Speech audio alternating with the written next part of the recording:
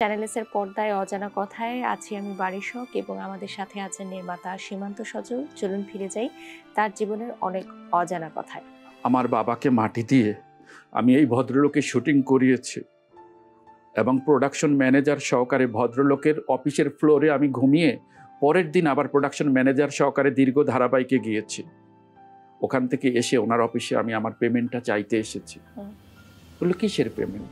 তুমি তো অনেক পাকনা, তুমি তো অনেক বড় ব্যস্ত অ্যাসিস্ট্যান্ট ডিরেক্টর, তুমি কি আমার নাটকের এডিটিংয়ের রাফ কাটে ছিলা?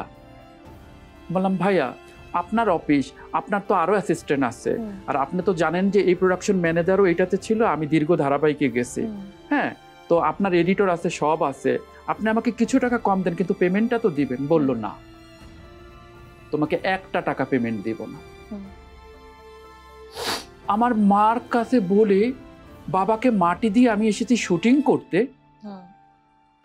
আর উনি আমার শুটিং এর এই পেমেন্টটা দিল না, আজ অবধি দেয়নি, এবং উনি মুখের উপরে না করে দিয়েছে।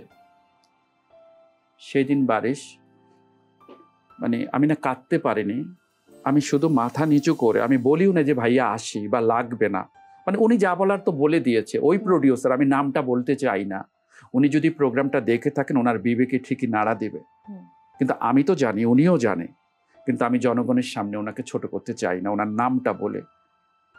সেই দিনের কষ্টটা আমার সারা জীবন মনে থাকবে। আমি কিন্তু টাকার জন্য কষ্ট পাচ্ছি না।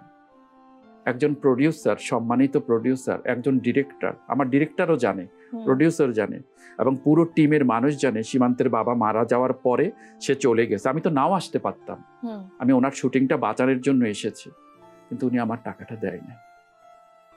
সেদিন আমার জিদ হয়েছিল আমি অনেক বড় ডিরেক্টর হব, কিন্তু আমি ওনার মতো হব না। মানে মানবিকতা বলে একটা কথা থাকবে আমার মধ্যে, যে আমার সাথে টিমে যারা কাজ করছে তাদের দিকটা আমি বিবেচনা করব। মাকে আমি কোনোদিন এই কথাটা বলি নাই। মাকে বলি নাই কেন, যে তাইলে বলবে এই মিডিয়াটা এরকমই, যে বাবাকে মাটি দেওয়ার পরে ওই টাকাটাও পাই নাই, তাহলে এই মিডিয়ায় কাজ করার কি দরকার? মানে যার জন্য করলাম চুরি সেই বলে এখন চোর, এরকমটাই ধারণা করবে।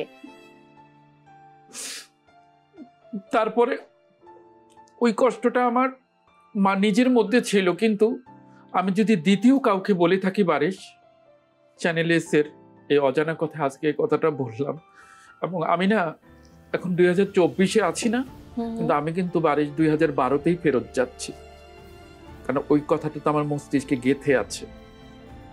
সেটা আপনি কখনোই ভুলতে পারবেন না, আমি জীবনে ভুলবো না। এবং ওই ডিরেক্টরকে, খালি বারবার ডিরেক্টর চলে আসে, ওই প্রডিউসারটা মিডিয়া থেকে হারিয়ে গিয়েছে, মিডিয়া থেকে উনি একদম হারিয়ে গিয়েছে। কিন্তু আমি ঠিকই আল্লাহর রহমত, আপনাদের সবার ভালোবাসে, আমি কিন্তু আজ একজন মানে স্বনামধন্য নাট্য নির্মাতা ও চিত্রনাট্যকার সীমান্ত সজল। আমি যখন গল্প লিখি, আমি কিন্তু এই সমাজ থেকে গল্প নেই, কিন্তু আমি অমানবিক গল্প করি না। আমার গল্প দেখে মানুষ কিছু শিখবে, কারণ নাটক হলো সমাজ বদলের হাতিয়ার।